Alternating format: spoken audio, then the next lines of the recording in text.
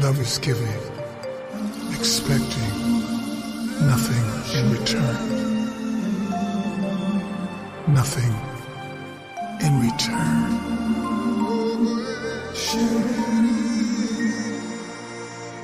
Love is giving, expecting nothing in return. Nothing in return.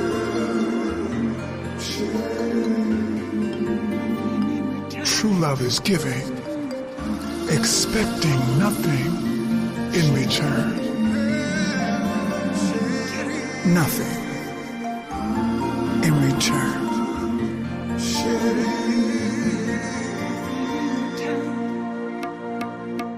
I am you, you and me. The love we share inside is heavenly. This is true for all to see, that our souls unified in a common destiny. The time is now, let's start today. We gotta see each other in the highest way, 'cause everyone is a reflection of all there is. Nothing in return, nothing in return. I'm giving, expecting. Nothing in return, nothing in return, nothing in return, nothing in return, nothing in return. I'm giving, expecting. Nothing in return, nothing in return.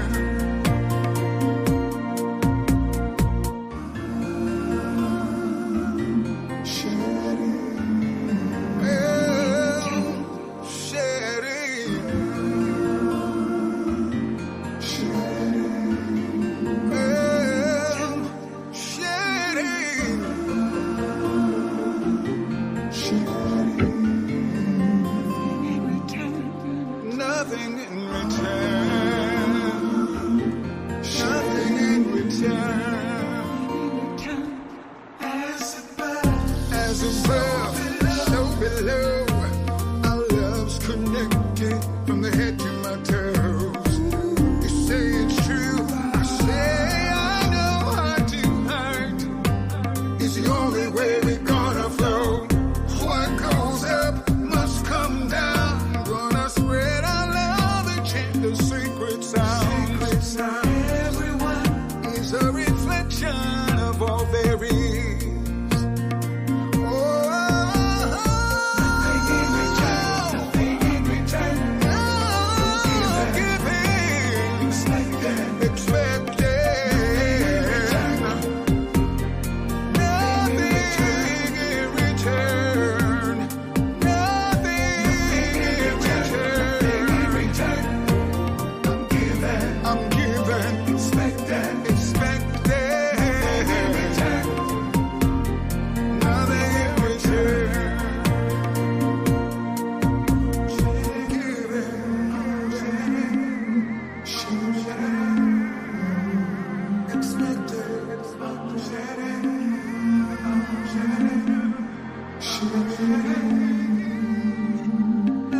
Love is giving, expecting nothing in return. Nothing in return.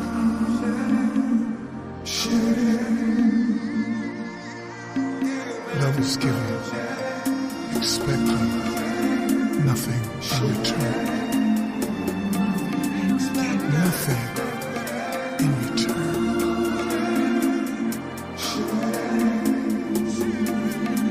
True love is giving, expecting nothing in return.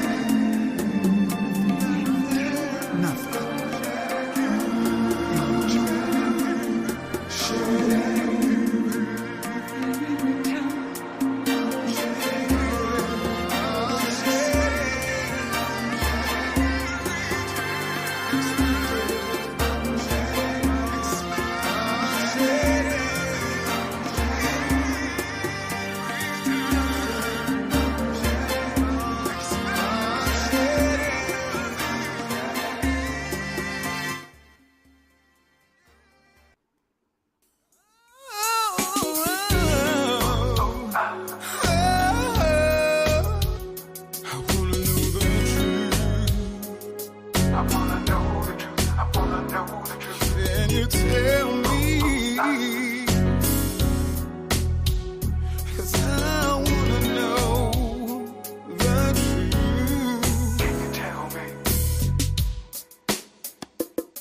I'm on a journey to find peace within my life.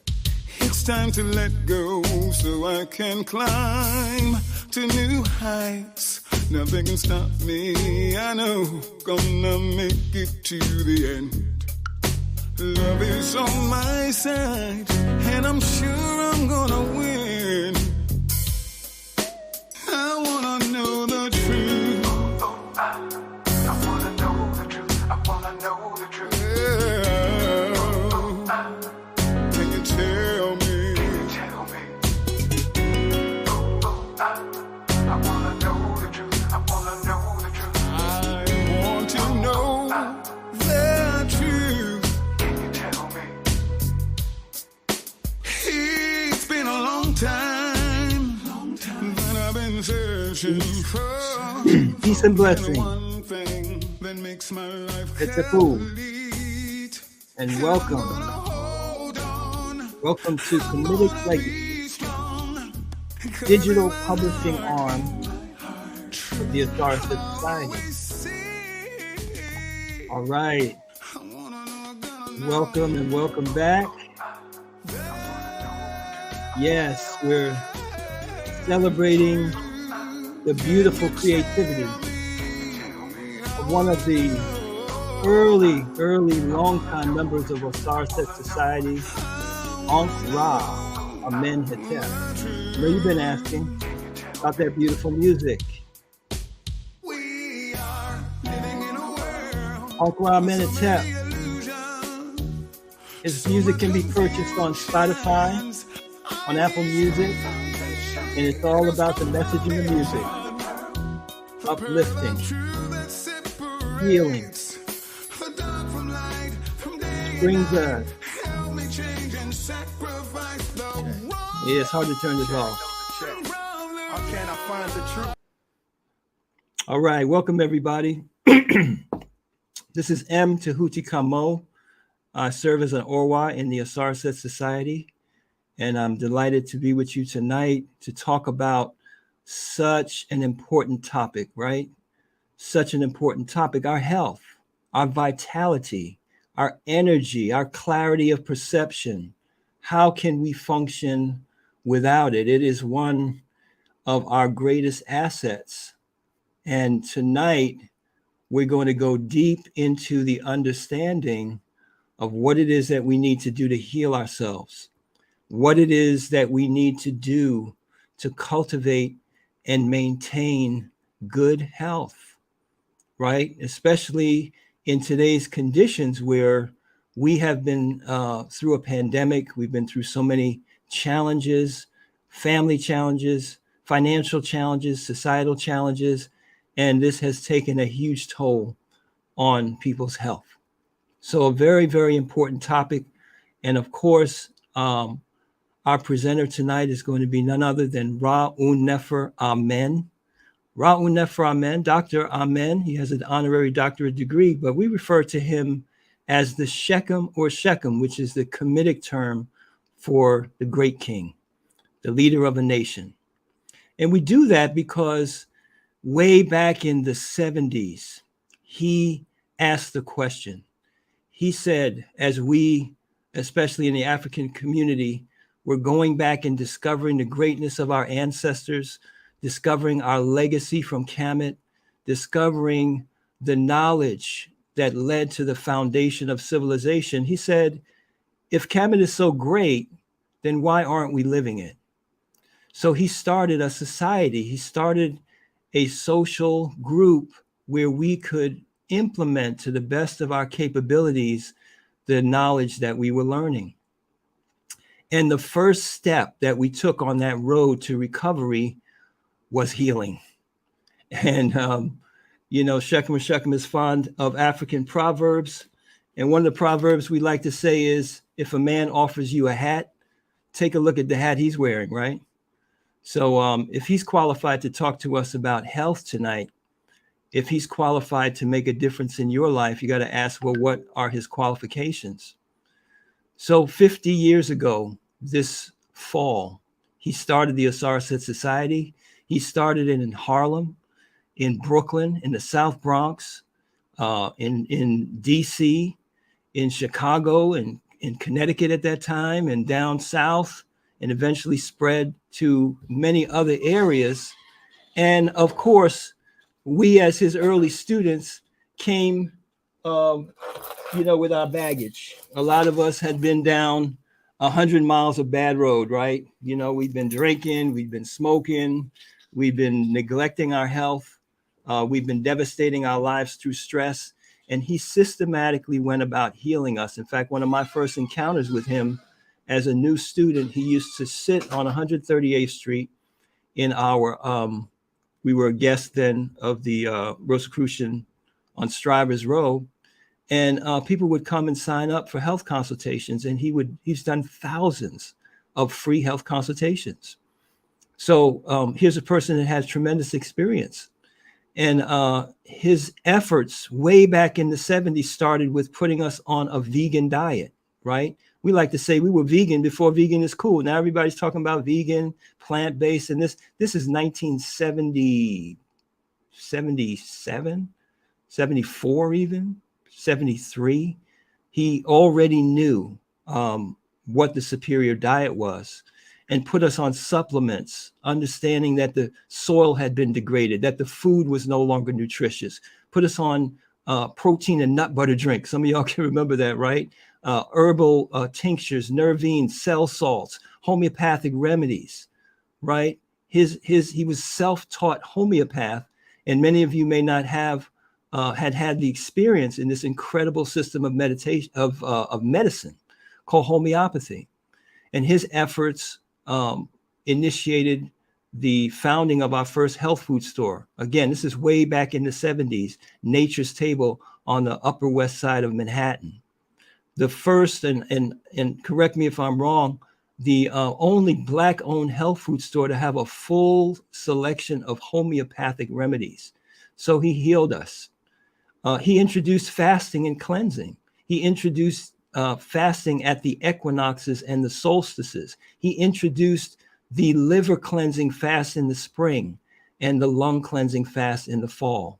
He introduced Nadi Shuddhi Shodhana and other breathing techniques to clean our psychic channels, our organs, and so many other things. He went on to write books about it. He wrote a book called Healing the Errors of Living, where he had compiled his research and his practical application in dealing with reversing the things that we had done to ourselves. And many other books on homeopathic medicine, nutritional medicine, diet. He wrote, of course, the Medunatir series and volume 5 of the Medunatir series. Some of you might be familiar with this book. Oh, my little screensaver is blocking it out, but it's Medunatir 5, The Keys to Health and Longevity. But before that, long before that, he wrote Health Teachings of the Ageless Wisdom. He wrote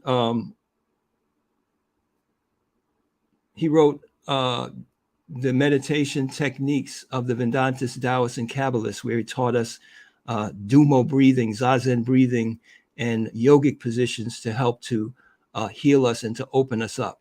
So I just wanted to take some time to introduce to you that the speaker tonight has a broad knowledge, and not only knowledge and experience in many healing modalities.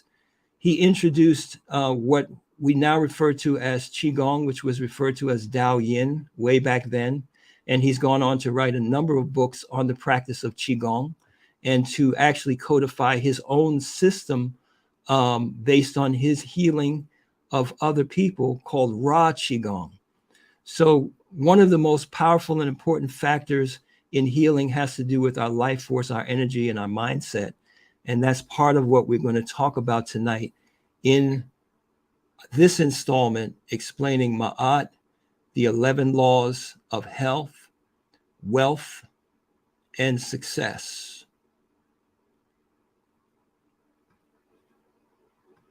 Have you been longing for a deeper spirituality to enable you to live a healthier, wealthier, and more successful life? To overcome stress and heal broken relationships? to increase your focus, mental clarity, and resilience to meet difficult challenges and capitalize on major opportunities? Maat, the 11 Laws of Health, Wealth, and Success. A guided meditation course based on the wisdom teachings of ancient Egypt will empower you to do this and much more. The course is designed by Ra'un Nefer Amen from his 50 years of experience as a spiritual guide for thousands. His own meditation expertise has produced over 40 books and 100 meditation musical compositions, including the internationally acclaimed 7-volume Meidu Neter series that established him as the world authority on ancient Egyptian spirituality. Your Comedic Meditation course includes access to member-only webinars and guided meditations that will deepen your understanding of the science of meditation and the divine laws that guarantee progress in life. Breathe in. Breathe out. Breathe in. Whether you're a beginner or an experienced meditator, you will benefit from all 11 modules that activate each of the 11 faculties of your spirit.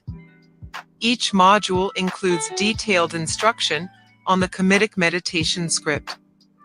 This script, that was uniquely developed by Ra'un Nefer Amen, unites the application of the divine laws, affirmations, visualization technique, and mantras into a powerful meditation experience that gets results quickly. Now you can overcome the mental chatter and experience the healing of the meditation state in just a few minutes per day. Invest in your success and well-being. Get all 11 modules and save. Or get started with the 4 powers of the Divine Spirit that lays the foundation for your spiritual evolution. The course is delivered to your mobile device immediately, so get started today.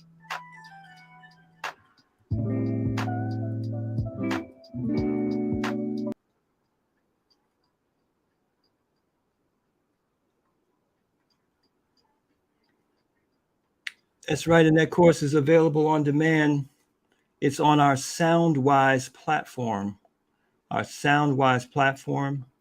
You can order the course, and we advise you to get on board as soon as possible, because Monday, May 15th, is going to be our first course member only webinar, web class, where you'll get personal instruction to help to deepen the information that you receive and make sure that your application of the teaching is successful. So without further ado, I want to bring to the webinar Shechem or Shechem, Ra'un Nefer Amen, the first, and we greet him in the Comedic tradition. We say power, peace, and blessings, which is Anet Sharak. Anet Sharak, Shechem or Shechem. All right, welcome, welcome. Excited to be with you tonight on this very important topic. I want to thank you for the tremendous work you're doing in helping me bring these teachings to a wider audience. You know, we've been doing for 50 years, you know, in-house or set community all around the world. And now we are going to be opening up almost all of our teachings to the public at large. The time has come. I'm thankful for that. Boy, the world needs it. For sure, indeed. Yes, yes. So our topic tonight is Maat, the 11 laws of health, the application of this great teaching of Maat to health. And I just wanted to start off asking you, what is health from the holistic understanding that you have gotten to from your almost 50 years of experience, and probably even before that, with health? Yes, well, more than 50 years, because 50 years is when I started a sort of set. You see that? Yes. And many years before that, I had issues with my health that I began to meditate and apply my research to heal myself. And that's what equipped me to teach others starting 50 years ago. You see. So that question, what is health? That's a very, very well put question. You see that? Because people think that wealth is the opposite of illness.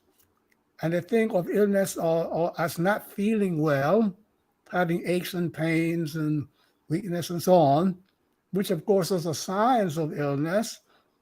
But you have to get beyond that to understand what health is. You see that? Mhm. Okay, so I just want to get slightly technical. I'm going to try to keep the technicality down, but some things you just can't avoid. You see that? So let's start off by understanding that life, what we call life, is a process of construction and production on one hand, and destruction and utilization on the other hand.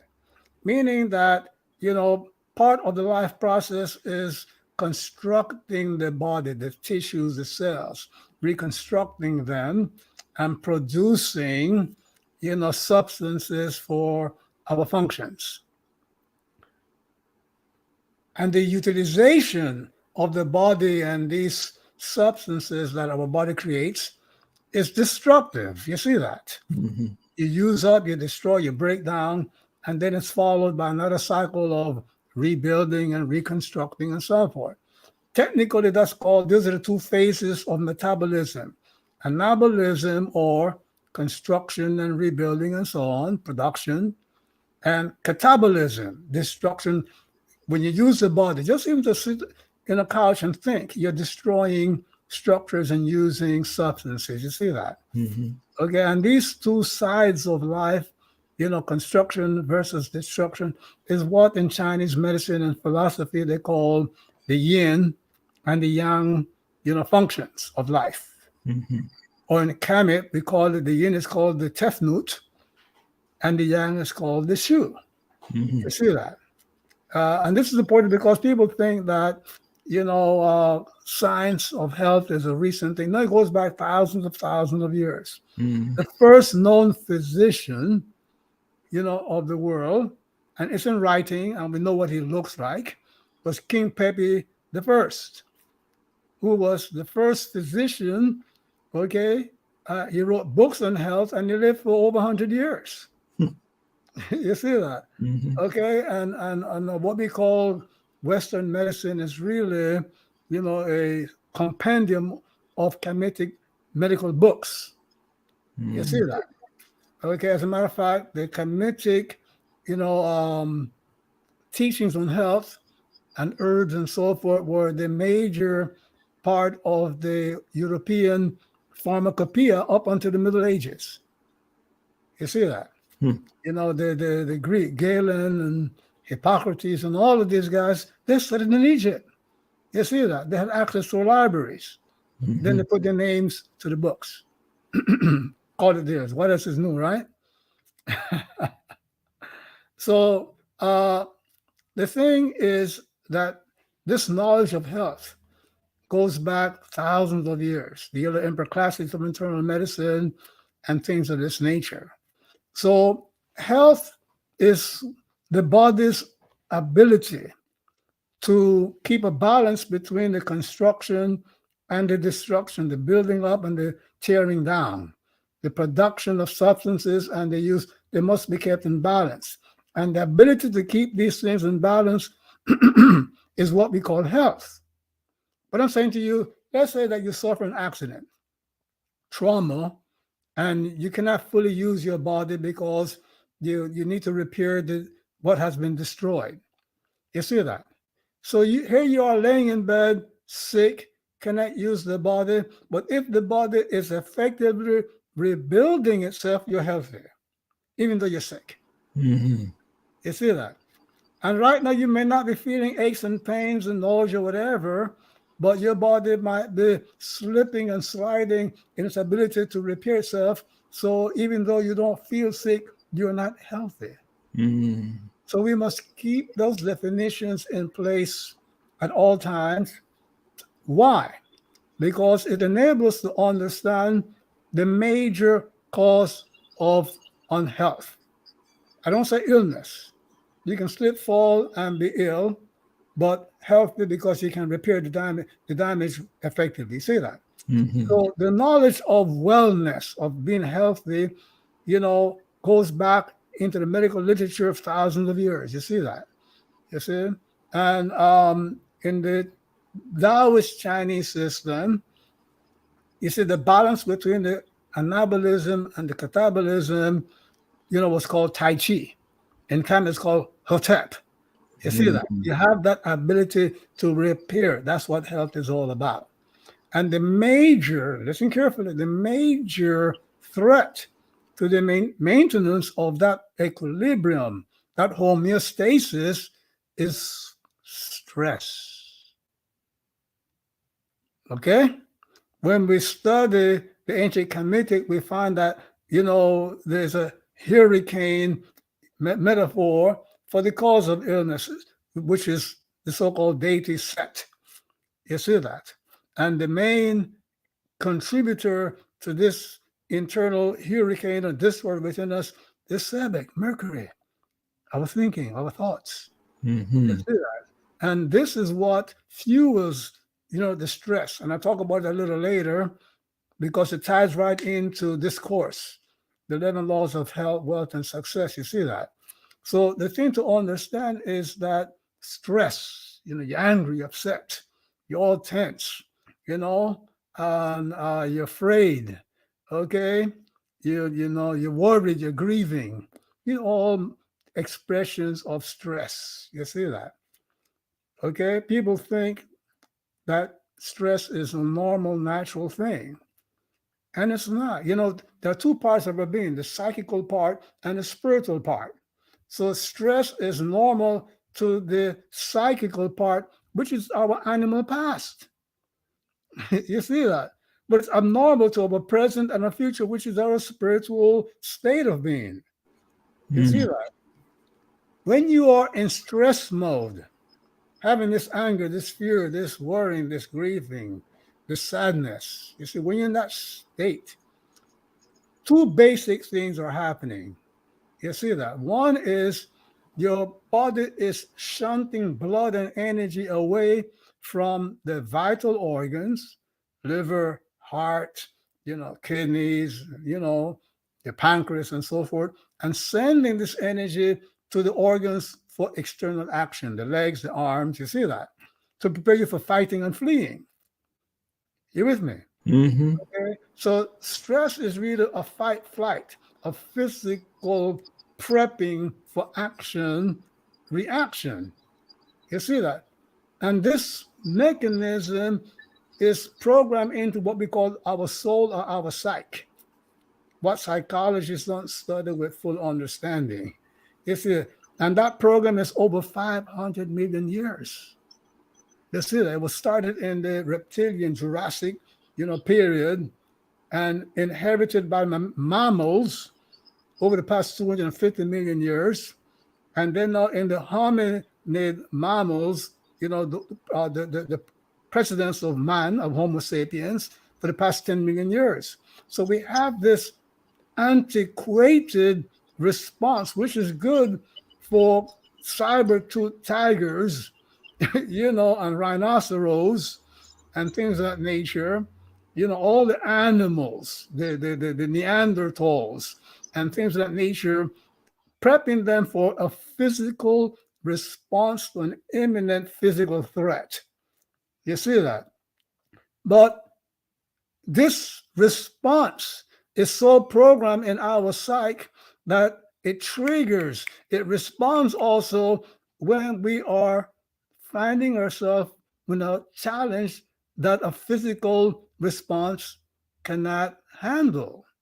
You get into when you're having a stress mode, a stress response because you are behind in your mortgage or your rent, because you didn't get that raise, because you lost money, because the Knicks lost again yesterday. And you had money on the game. and the Giants lost to the Eagles. So you're angry.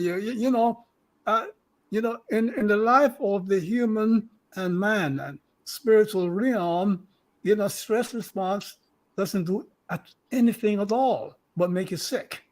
Mm. You see that? It takes the blood away from your vital organs to the arms and legs, preparing you for fighting and fleeing. You see that? Okay? And here you are having a stress response because you had an argument with your mate, with your friend. Okay? You can't see eye to eye, with a coworker. You know? So people don't understand that what they're calling stress is something that is not normal to the human and the spiritual woman and man. Mm. You see that? It makes you sick. As a matter of fact, it is the leading cause of illness. Mm. There are insurance actuaries that shows, that almost any kind of stress response to the human social situation, is a major cause of illness and death. Hmm. You see that? Just getting upset and angry and Mm. overexcited can give you a heart attack. And, as a matter of fact, one of the things that happen when you're in stress response is the adrenal glands produce a chemical called cortisol. Cortisol, cortisol. And I'd like for everybody, after this program is finished, go on the University of Google or Bing, and look up the word cortisol. And they're going to find out that it's one of the most damaging chemicals in your body. Thank you. Well, they're right. One of the most damaging chemicals in your body. You see that? Okay? That's generated by stress. It's a leading cause of, for example, excessive weight. People spending all this money and keep the diet and all of these things when it is your anger, your worry, your grief, indulging all these emotions and stress responses and so on that is causing you overweight and your heart attacks and your pancreas insufficiency and diabetes and things of that nature. Check it out. Crazy, that cortisol. Mm. But they keep it quiet because even the Harvard School of Medicine, doesn't know how to handle stress. They say manage it. I wrote a book a couple of years ago called Stress Free for Life, Mhm. right? Teaching the world that, stress, you must free yourself, not manage it, because managing stress is doing something after you've had the stress. All you're doing is prolonging the day when it will kill you and make you sick. Mm. But why manage something if the knowledge has been existing for 1,000 years on how to get rid of it? You see that? Wow. Okay? Special meditations can get you ahead of the stress response, which is where you want to be. You see that? So one of the biggest problems when we say that Mercury, is the informant of the Setian, the satanic part of our spirit. Mm. You see that responsible for all that is the ill in the world. You see that is our thinking, Mercury, Sebek. You see that, it is what the Yorubas call, Elegba. Mhm. So Eshu, So the thing is, or Mercury in the Roman, mythology and so on, you see. So the thing is, when we make this error in our intellect by saying that things are, can cause stress, you see that, this job is stressful. That's misspeaking. That's ignorant speaking. This marriage is stressful. My life is stressful. No, you're having a stress response to challenges. You're having a response that's preparing your body for physical fight and flight when you are challenged by a social event requiring philosophy, spirituality, and common sense. Mm. You understand what I'm saying to you? Right. Okay, and the thing is that the proof is that something that you used to have a stress response at one point, later on through intellectual and meditation work, it no longer causes a stress response. You adapted to it. So if you can eliminate and rise above and learn lessons to remove a stress response, so certain challenges that means that the stress response is in you, not in the thing. You see that? Mm. Okay? You lost your money, you lost your job, you blew a stack. Then later on, you realize that, hey, that doesn't work. So now you're free of that stress. All you got to do is universalize it to all challenges. Okay, in a Mhm. sense, you see that. So the thing is that unfortunately, for many of our audience, they're learning this lesson after going through 20, 30, 40, 50 years of stress damage to themselves. So they're going to need a little something, a little science to repair the damage and prevent further damage and things of that nature. Meaning that you have diabetes, okay? Uh, the NIH, National Institute of Health, is saying, well, a major part of managing that diabetes and maybe even, not taking a drug is proper diet. But they left out meditation. Mhm. They left out, spiritual, practices. You see. So this is where now this class, this course, Maat, the 11 Laws of Health, Wealth, and Success, can help many people as we have helped people for the past 50 years all around the globe. You Yeah. see that? So, I will go through, some of the meditations that we can do and breathing exercises, and affirmations and visualizations. But first and foremost, one of the gurus said a talk does not cook the food. Hmm. They said it more colorfully. Said talk don't cook the food. You Mhm. got to have fire, meaning that the Western society is about talk, talk, talk, talk, talk. They lecture, they sermonize, but the behavior that you want to change requires the awakening of spiritual faculties within you. That's why we use meditation and mantras and things of that nature. Mm. You see that? So, Shechem or Shechem, might this explain why we are all familiar with people who seem to live a healthy lifestyle? They eat right, they drink enough water, they exercise, they take supplements, they take all kind of herbs and things like that, and they still have poor health or die young. And then there's other people who seem to abuse themselves, don't have that kind of diet, but they live long and seemingly healthy.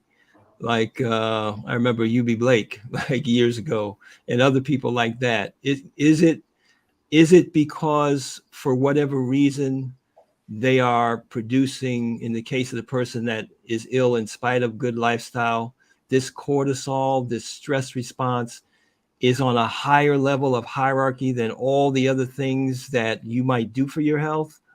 That is correct. Hmm. That is correct, meaning that there's a hierarchy. You see that? Mm. Okay?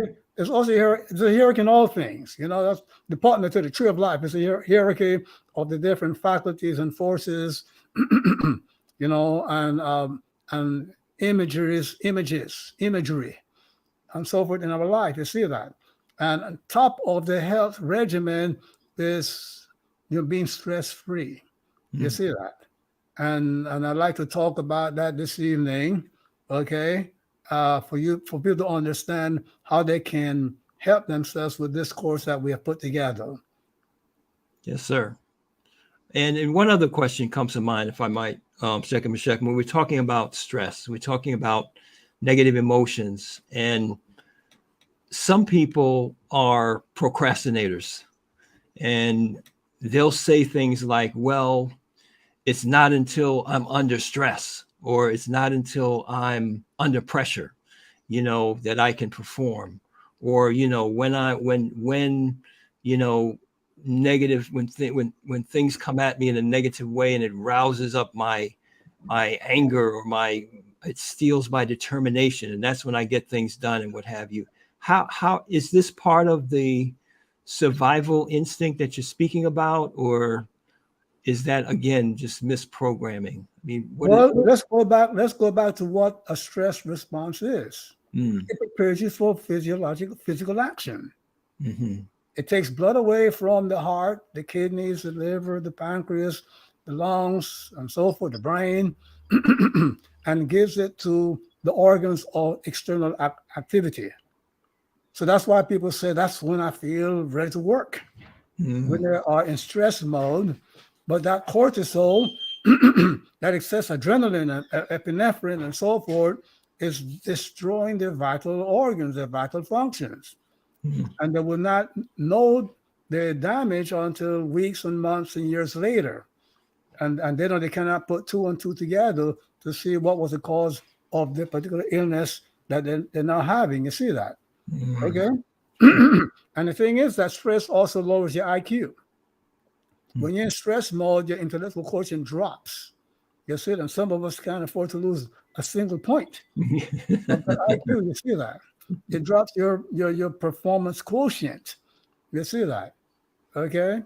So it's important to master the art and science of being stress-free. On top of the line, talk about hierarchy, the spirit has 11 faculties in it. You see that? And the master faculty, is the faculty of Amen. And the law of Amen states that peace is our natural response to any and every kind of challenge. You see that? And peace, along with the enjoyment of peace, are the two only, responses, emotional responses that are legitimate. And this is important. All other emotional responses, all responses besides peace and the enjoyment of peace, the joy faculty applied to being peaceful, you see, all the others are illegitimate. Why? Because science has shown us that when we are, you see, in that stress mode, in that anger, whatever, is destroying the health. And nothing that is natural to you can be injurious to you. If it's injurious, it's not natural. It's common sense. You don't need a degree in science. Two. So would what you're describing, that this stress response is normal, it's natural in the animal kingdom, it's a survival mechanism, it's there to help us respond to a physical threat, but in the life of human beings, we need to move away from that.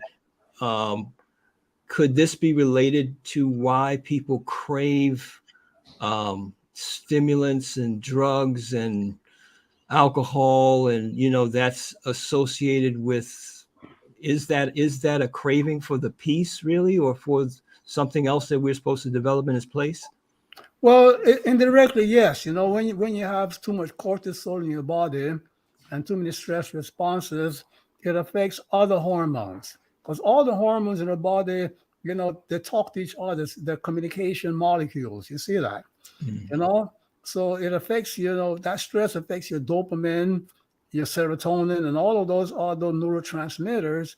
Okay. And especially the dopamine. When that drops, you can no longer feel, satisfied. You can no longer feel joyful or whatever. So then you learn that there are certain things that will make you feel peaceful and joyful. And that's alcohol and marijuana and, fentanyl and, these other things. You see that? But the body produces its own opiates, its own, its own feel-good hormones. But once that you have that too many of that stress response, and some people, they are angry every day for the major part of the day, if not all day. And, unfortunately, and that's what's also behind these people that go out and shoot a whole bunch of people, because they are in stress mode. They are in chronic hyper sympathetic mode. You see that? So the way to bring to annul that stress response is, the masterpiece is breath work. You see that? In other words, breathing a certain way, deep diaphragmatic breathing to a certain rhythm in a certain way that activates the vagus nerve. You see that, which is the largest nerve within your body. And the Japanese call it the hara, Hara. The Chinese medical people call it the lower Tandian. You see that? And when you breathe the correct way, and if it activates, certain parts of your brain, certain, cerebral structures, and also it affects your cardiovascular system with all, downscale event, you see, and affects the well-being of all your organs. You see that? Okay. And when we breathe normally, you know, we don't fully, we only fill in like, less than 50% of the capacity of the lungs. There's more than 50% of the lung that was not filled. And when we exhale, we only get rid of, I would say, 75% of the stale air, the carbon dioxide, and so on. So when you engage in deep breathing, which we cover in this course, you know, the Maat 11 laws of health, wealth, success, you learn to breathe a certain way during the meditation, and then we would teach people how to breathe that way all day long, every day, make it their natural way of breathing, because we're always breathing. We're not always eating and drinking, but we're always breathing. True. And one of the causes of illness is incorrect breathing. We don't fill in and we don't fill in as much as we should. We can't fill the capacity 100%. But people, underperform the breathing. They undertake. You see that? And they under expel. So the meditation breathing is a conscious way of, increasing. You see that? And then when you go into that meditation state, you are associating that deep diaphragmatic breathing to overcoming the stress, the challenging situation, the stress response to challenging situation. They become associated and wedded to each other, and you will find yourself breathing deeply and correctly when you're confronted with the actual stress. It's like the ringing of the bell when they fed the dog and salivated because they gave them food, and then the ring of the bell was enough for the dog to salivate. So if I meditate and breathe the right way, visualizing a challenge, but responding with an affirmation of the law of the spirit and a visualization of being at peace and enjoy being at peace, and then enjoying, wealth. You see that? Okay. Then now, after a while, I don't need the actual physical trigger. You see that? Just thinking about things will trigger the correct breathing automatically and the proper mental and spiritual response. It's wonderful. If you're just joining us, we're talking with Ra Unnefer Amen, the Shechem of the Asarset Society, master teacher, just released the course, Maat, the 11 Laws of Wealth, Health, and Success. And Shechem, what you just described is so powerful and explained in this course, in this meditation script. And in the course, you made the statement that the goal of a meditation script, which is used to embed the laws into our mind and psyche, is that the triggering events, so those events that now trigger a stress response, instead of triggering the wrong thoughts and images of behaviors that are destructive to us, will trigger the divine laws, the affirmations, and the visualizations of success. That's correct. People go around day in and day out affirming negative thoughts. You see that? And it's been shown by many psychologists and scholars that if you keep affirming, wrong ideas, I can't help myself. I can never recover from what they did to me or my family members, right? Or I hate this life, or I hate this place. I need to get away. When you affirm those things, you see that eventually you come to believe them, and that conviction will then generate negative images and actions. You see that? And the consequences of these negative images and actions that you hold on to, you see, it's just not simply social negative events, negative social events. They also damage your health, first unperceived by you, and later on some major event that then you're going to get medication for, which ends up killing you. Well, we have some great success stories in these 50 years. And we have with us a young lady from North Carolina that has a wonderful story to share. So I'd like to bring her on to the Comedic Legacy broadcast right now. And her name is Dakina. So let's see if we can find her. Yes. Very good. I think you're unmuted. Good evening, Dakina. Peace and Good, blessings. good evening, peace and blessings. Netrok Shechem or Shechem. Therefore, So, yes, I would like to share about an experience that I went through and I'm still going through. Last April, I woke up with a pain in my neck and all down my arms and through my hands. Just woke up one morning like that. And I thought I had just slept wrong and that the pain would go away. Well, it didn't. And I didn't take any medicine or anything. I just kept going through the day thinking, oh, I'll be all right. I just need to stretch, maybe put some ice on it. It'll be fine. Well, a few weeks later, I was still in pain and it was getting worse. So I ended up going to the doctor, and the doctor gave me a vague diagnosis and said that I had arthritis and gave me some medicine for it. Well, I went home, I researched arthritis and the cause of it, and stress is part of it, um, and among other things. And so I started to meditate more because I wanted to know, how can I heal this? Because I don't want to be on these medicines if I don't have to be. The meditation revealed to me that I had a frozen shoulder. So I started to research that and how I got that. Again, stress. I went back to the doctor, and the doctor increased my medication because I was still in extreme pain. I couldn't even open a water bottle by myself. I had to get my children to sweep the floor, help me stir when I was trying to cook. Just, I couldn't do much of anything.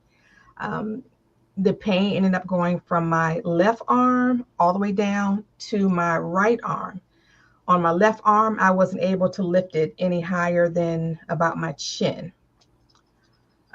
So the doctor recommended me to get surgery. They wanted to shave off the some of the bone on the upper part of my neck because they said that those muscles were rubbing up against my spine. The nerves, I'm sorry, were rubbing up against my spine. Well, I said, how about this? Give me a couple of months to see if I can ease the pain through my natural remedies, because they know I'm into a lot of natural stuff. And if that doesn't work, then I'll come back and we'll talk. So she said, okay, you're the one in pain, not me. And so that's what I did. I came home. I got deeper in my meditations. I made sure that I was doing the Qigong. Even though I couldn't lift my arm, I could visualize myself doing the Qigong, which is what I did. And I also had to remind myself to stay joyful. I'm an educator, and I couldn't just take off for, pain that I was having. This lasted a year. Okay. This was last April, and here it is May. I am 90% better. I can lift my arm. It's not all the way up, but I can lift it. I have zero pain. No surgery was needed. And I've been out of pain for about 3 months now. And I think the biggest blessing for me was that I was able to take a trip to Africa about a month and a half ago. I led a group of 16 people. I carried my own suitcases. I traveled around. I had absolutely no issues. And I just owe it all to you, Shechem and Shechem, and this way of life. And I am truly, truly grateful for it. thank you so much for that sharing. And that is such a common story, right? Frozen shoulders, back pain, and knee pain, and things of that nature. And then the doctors, all they can do is cut, inject, give you drugs. And when you read the small print on the drugs, it's worse than what you went in for, that you're subjecting yourself to. So that's a interesting part of your story, that you were in too much pain to do the qigong itself. So you just visualize your person doing qigong, which is, one of the major secrets of qigong that the Chinese don't teach. Mm. In other words, when you go to the qigong teacher, they say visualize, the qi flowing through your body, you know, and visualize the qi above you and so forth. And but they don't tell you visualize your person doing the things that illness stop you from doing, which is the real deal. You see that? Because when you go into that meditation state that the Chinese call Wu Ji, that we call trance, or the meditation state, and you visualize your person performing, an act, the mind and the body does not distinguish that performance from a physical performance. So if you visualize yourself exercising, the body registers as you having exercised. And this is a major part of the meditation script that I've put together, where the second stage of the meditation script is for you to visualize yourself living the truths, doing the thing. And then the final one is seeing yourself heal, enjoying being healed.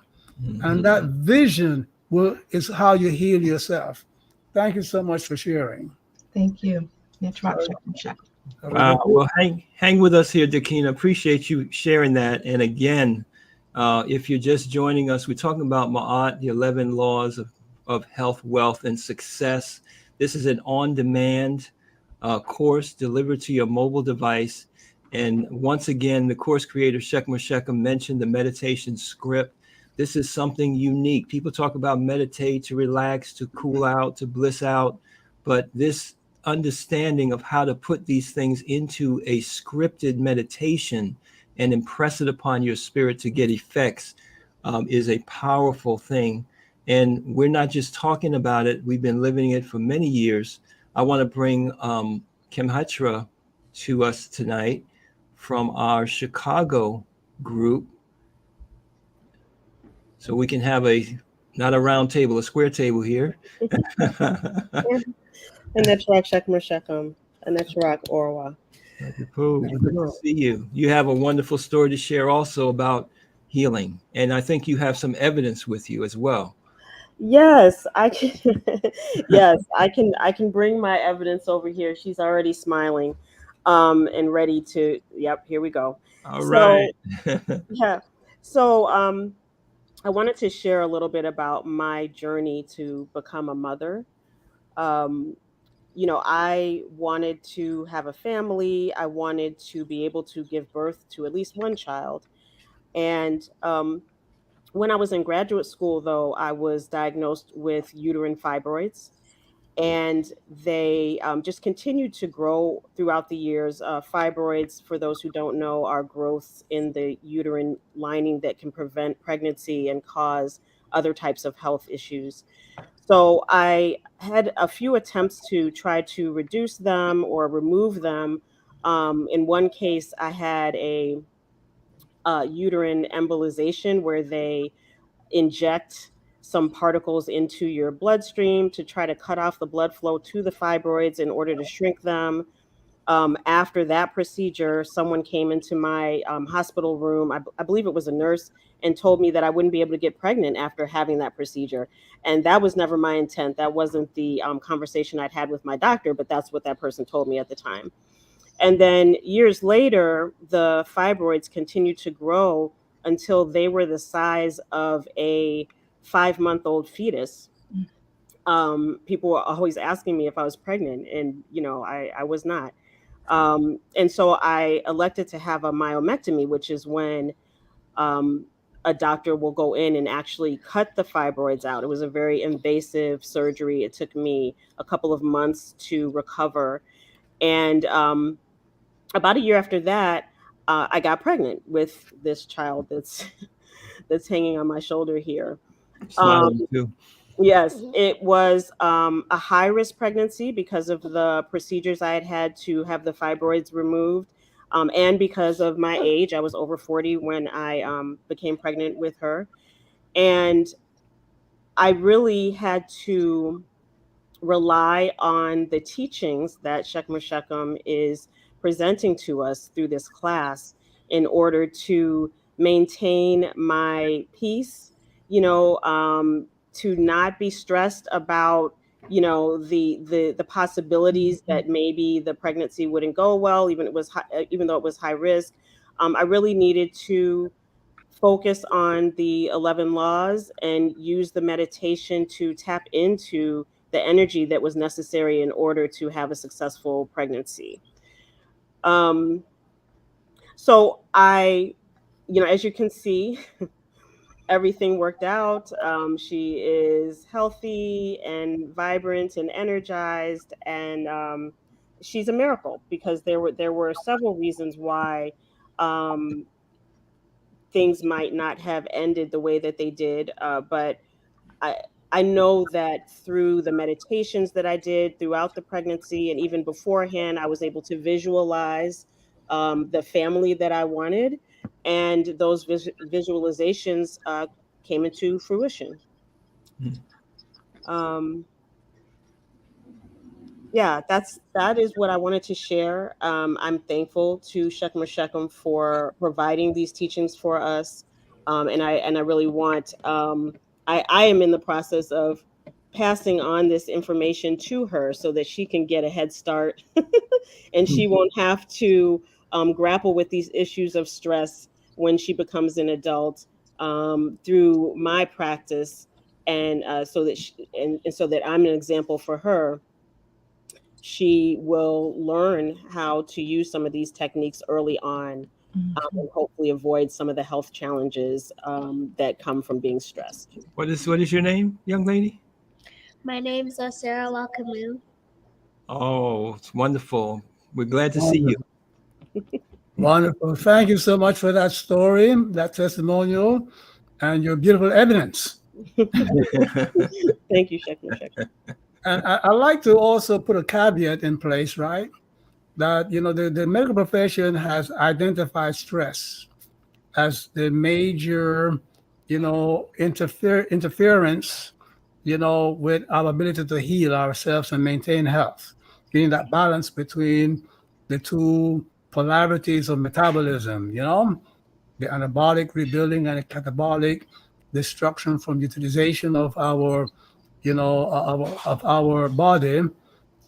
And but there, of course, there are other factors. You see that, poor diet, alcohol, marijuana, bad air, toxic air.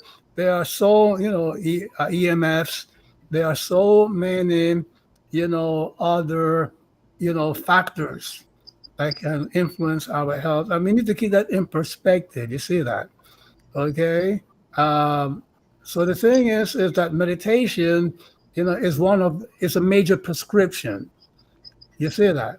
In other words, the young lady said the doctor wanted to give her some medicine and scrape off, bone and so forth. That was her personal decision. We will never give anybody any specific medical, advice. Okay. We live in a world where there's so much information around us, so do as the young lady said, go on Google, go on the internet, do your research, educate yourself, and then come and make an informed decision. So, everybody who takes our course, and want to apply it to healing themselves or maintaining themselves, and they need to understand that even with a good diet and a good lifestyle, you might still succumb to an illness because you may have started perhaps on your journey to wellness kind of too late, when things were already advanced but silent. You can have cancer for 20 years and not know it. And the first time it announces itself, it's already stage 3 or 4. You see that? Okay. And like that, many other, chronic illnesses can be there for years before they announce themselves. So keep in mind that there are many, many other factors that you will have to observe. And it's not enough for you to say, "Oh, I'm on a good diet." You see that? There are a lot of good diets that cause illness. Like for example, lots of people don't know, the problem with the omega oils. You have omega 3 and omega 6 oils, you know, and the body needs both kinds, but the omega 6 oils, which we get from peanuts and walnuts and, pumpkin seeds and sunflower seeds, no matter if they're organic, they are the promoters of inflammation. Good inflammation, because inflammation, is the body's only response to to heal. It's a healing response to any kind of injuries and things of that nature. But the thing is that the inflammatory response of the omega 6 oils must be balanced by the omega 3 oils. And right now doctors cannot tell you how much omega 3 to omega 6 you should have, but they say that it should be maybe 2 to 1 or 3 to 1, meaning for whatever for every gram of omega 6 there should be 2 or 3 grams of omega 3s, the EPAs and DHAs. You see that? Otherwise you're going to have an imbalance. You see? So there are a lot of things in what we call good nutrition and good diet that still needs to be elucidated. You see that? So you have to go into, adopting health measures of any kind, this course or, the keto diet or whatever diet or regimen you want to follow. You must go into it, with the mindset to do your research or leverage the research that others have done, but stay constantly informed. You see that? And no one thing is going to produce the results that you need. You see that? I'm sure that these young ladies here can talk to you about the thousands of dollars that they may have spent on supplements, and exercise equipment and things of that nature and so on. We've all done it, haven't we? Yes. Yes. Thank you so much for sharing. Thank you all so much for being with us. And good news on the horizon. I'm trying to keep a secret, but as we go forward, there's going to be other modules and other courses on healing. And these young ladies are part of a collective of hundreds of women and men. We could stay here for the next 72 hours with all of the stories around Osiris said over the years of successful healing. So thank you for being with us. Thank you so much. Wow. All right. Shechem Shechem. So time is slipping on us again, but I know that you wanted to talk about this stress response and negative emotions that are seem to be so hardwired into us, and how the course enables us to break that and to change that and to and alter that response through each of these 11 laws. Yes, one of the modules is Amen, the law of man, where you will learn how to deprogram your emotional responses to challenges, which is the main thing that you must do to transcend stress and all other negative emotions. You see that? But it's not enough to be peaceful. You have to also maintain your joy. You see that? So there's another module called Heteru, the Heteru part of your spirit that governs your imagination. And you learn to work that part of your spirit, awaken your imagination on a spiritual level. You see, just not simply on a psychical level. People, they awaken the imagination on a psychical level, and they can write plays and compose music and, things of that nature, invent things. But when you have it on a spiritual level, you're able now to energize, all the positive visions, meaning that if you have an illness that you want to overcome, and so you create a visualization of yourself, being healthy. That must be a joyful image, an image in which you're enjoying good health. But you must also keep feeding that visualization all day long, automatically and involuntarily, and you do it by being happy. And happiness is nothing else but the perpetual, ongoing state of being joyful. About what? You're enjoying being at peace. You see that? You can keep yourself peaceful 24/7, 365 and a quarter years. I mean, days in a year, right? Okay. So, and but it's not a volitional thing. It's not a willing thing. It's not a conscious thing. You go in and you program it through your meditations, and then your spirit and your mind and your psyche will keep it going indefinitely. You see that? Because these visions, of success, whether it is health or wealth or whatever you are seeking to accomplish, must be fed with only joy, not joy sometimes and anger sometimes and grief because all of these negative emotions suck your life force away from you. They are, every time that you indulge a negative emotion, think of a plane that is losing, fuel and will most likely not get to its destination. And this was happening is, people say, I eat well, for the most part, I'm joyful, every once in a while, I get angry, I lose it. You can help these things, right? No, that's a Sebek thing. That's a satanic, part of your being talking to you. You see that? The devil is your negative thinking. Ain't no creature out there doing anything to you. Okay? You allow the person to accept the negative thoughts and ideas of others. And those thoughts keep the negativity, the illness going on inside of you. So you need to emancipate yourself from, beliefs that are based on your human identity. The human identity is a part of your psyche that was programmed 500 million years ago in the Jurassic era. You see, and 250 million years ago in the advent of the mammalian creatures, and 10 million years ago in the advent of the hominids, the Neanderthals and the Homo erectus and things of that nature. Now we are, and now that the scientists are trying to say to you, we're Homo sapiens. No, we're Homo spiritualis. Coined that term.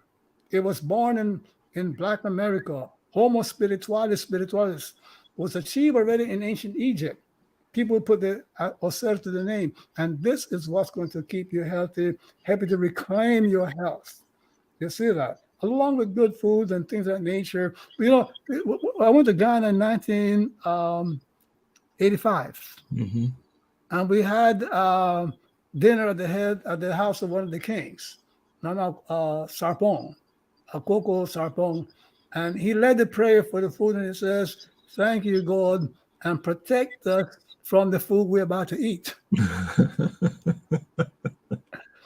That's an African recognition that everything has a good side and a bad side. You see that peanut has a lot of heart-friendly things and but it also has lectins in them.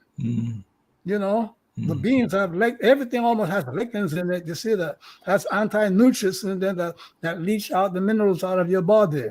You see that? Okay. A lot of organic food, have anti-nutrients in them. You see that? Okay. Now they're telling us that the monk's fruit that you use, to sweeten, to avoid, sugar, along with the stevia, the manufacturers slip in corn syrup sweetener in there. So it's affecting your diabetes and your sugar balance and can lead to cancer. And so, so we're living in a world where, you need more than just simply good food. You need spiritual protection, Mm, spiritual involvement. mm, You see, and this is what this course, and as the ladies, you know, um, you know, uh, testify tonight. You see, these things have been working for over 50 years, and Asada said, and like you said earlier, there are thousands of testimonials that if we line them all up, we'd be here more than 62 hours. But yes, yes, indeed. indeed, yes, sir. Wow. Well, again, I want to remind everybody that Shechem has devoted his life to practical application. It's not enough to talk about it. We have to live it. We have to be about it. And he is a living testimony in his own life and in the life of hundreds and hundreds of people around the world. So now you have the opportunity to go ahead and get signed up for the course. And Monday at 9 p.m., I'm sorry, at 8 p.m. Eastern Time, and it will be recorded and it will be made available to those of you in different time zones only if you are an active student in the course. And some of what you heard tonight, all of those little bonus nuggets and that interaction between teacher and student that you can only get in this type of a dedicated engagement once you've already familiar with the material in the course. You'll only get on the member only webinars or teach-ins. And there'll also be an opportunity down the line for some additional guided meditations. Well, okay, she's on. Okay, this is in the webinar room. She said, "Would you please guide a meditation now?" Right? Yeah, we want it right now. But no, some of those things will be done as we go forward in the course. But what you need to do is get signed up either for the complete bundle, which is all 11 faculties, or you can start with the 4 faculties of the Divine Spirit, which is right here on our Soundwise platform, right? For $59.95, you get all 4, and that gets you started. That gets the foundation going, and then you can add on the rest of them as we go along, or you can just go ahead and get the complete Pout Netaru. So make sure that you get to the site and get yourself signed up. You will get a notification. That notification, again, will only be for students that have gotten one of those 2 bundles. And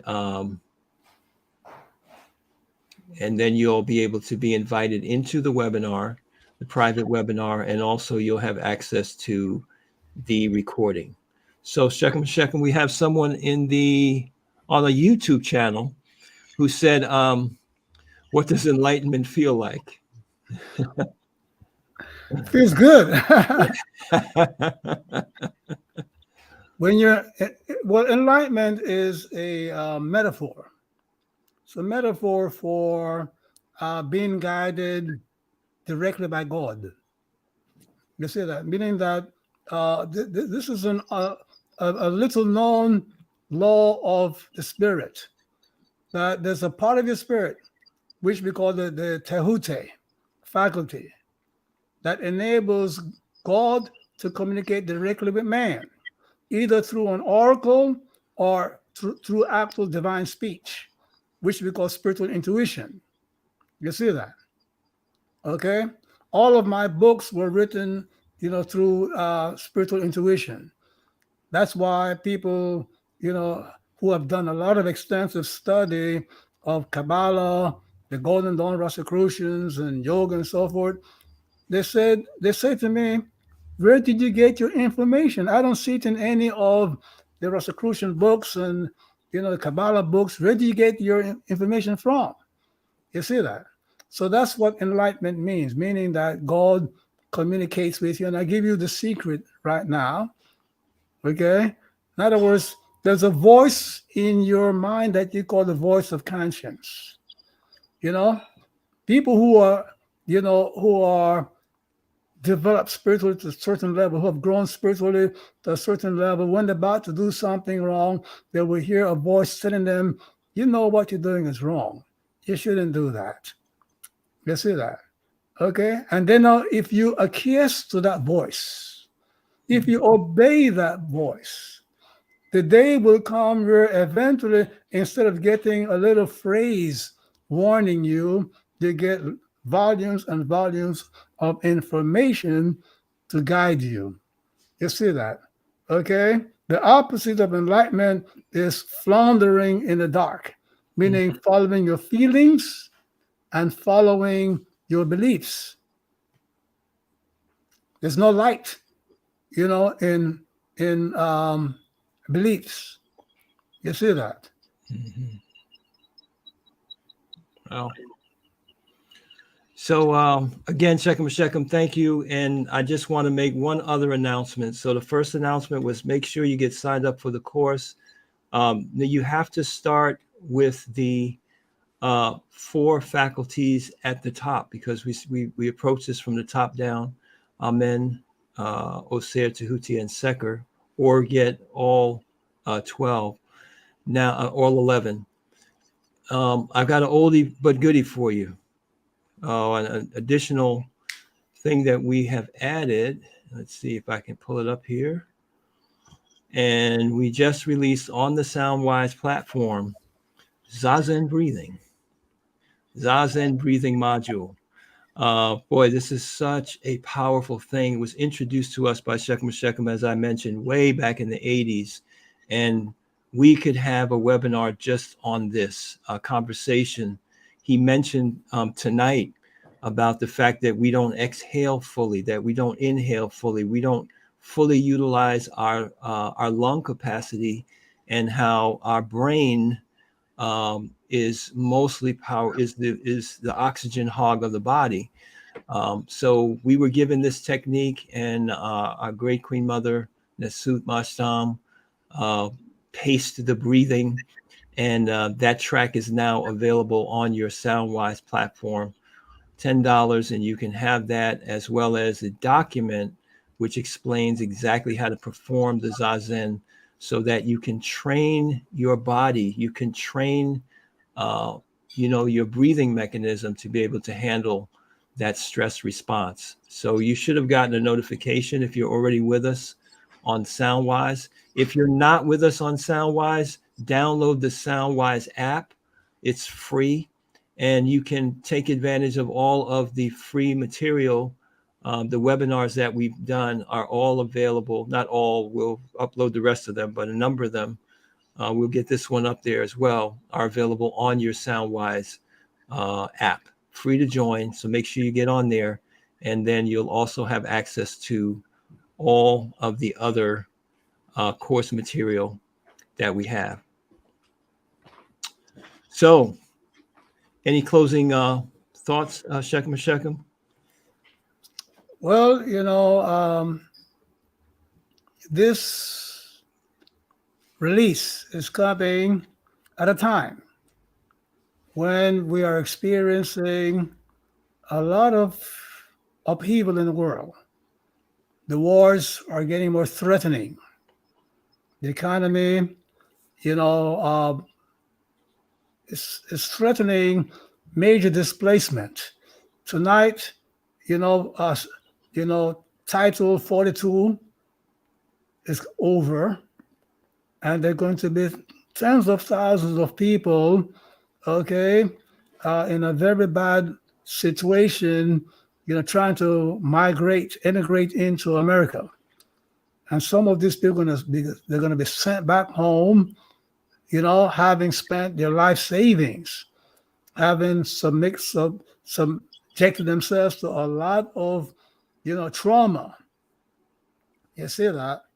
And we need to learn to meditate and activate our spiritual faculties so that we can help change what's going on in the world through meditations and through, exaltation of our intelligence.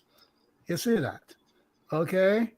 And yes, for those of you who can activate physically, do so. That's necessary. But also know that you can sit down. If you know how to meditate effectively, you can sit down for an hour, go into trance, into the meditation state, and visualize, uh, positive outcomes for the events that are threatening the world right now. The war in Ukraine, what's happening in Sudan.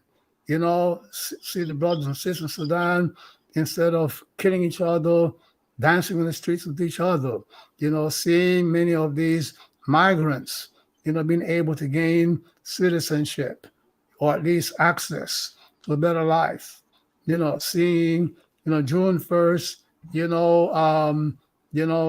the economy, in a healthy place, seeing our children living in a true democracy and things of that nature. Because right now, as we can see, there's certain dark forces that look that they are taking over, and in answer and to leverage what the person that asked the question,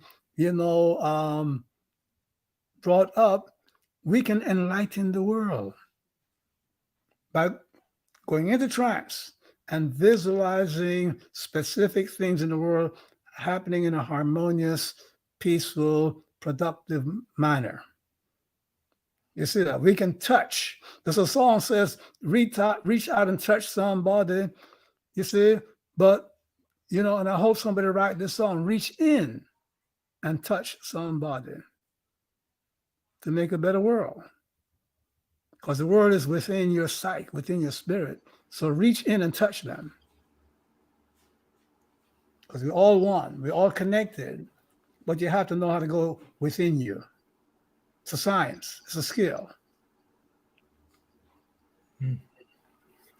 Thank you, Shechem. Lots of appreciation. Hundreds of people in the webinar room. We have people on people on 5 Facebook sites right now and on a YouTube channel, all showing appreciation. I did post a message if you have any issue with your SoundWise, and we've had a very good launch so far. Just contact us at sales@comediclegacy.com. So with that, on behalf of everybody in the room, I would like to will you, Shechem or Shechem, Raut Neframen, peace, blessings, and power in the Kemetic language, Anech Harak. And I say Hatep to all of you who shared your evening with us. Thank you so much.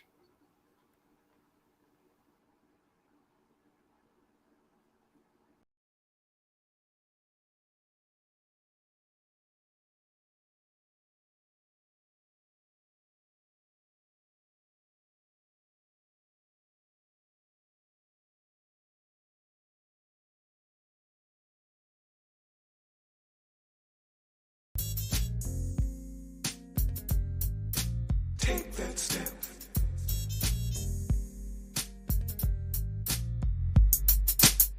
Over the hills, up the mountain, to the top, taking a step.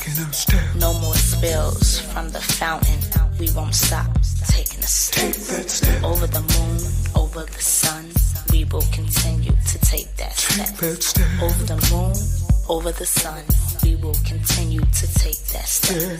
Yeah. Made it this far, we have to keep on, no one will stop us, taking a step. Flying to that stop, singing our song, sweep away the dust, taking a step. Over the moon, over the sun, we will continue to take that step. Over the moon, over the sun, we will continue to take that step. Higher heights, moving on, stepping on, taking that step. Keep on, moving on, stepping up, taking that steps. We will continue to take that step. Over the moon, Continue. we will continue to take that step. Take that step. Gonna have fun. We will continue to take Taking that that step. step. Feeling brand new, getting it done. We will continue to take Taking that that step. step.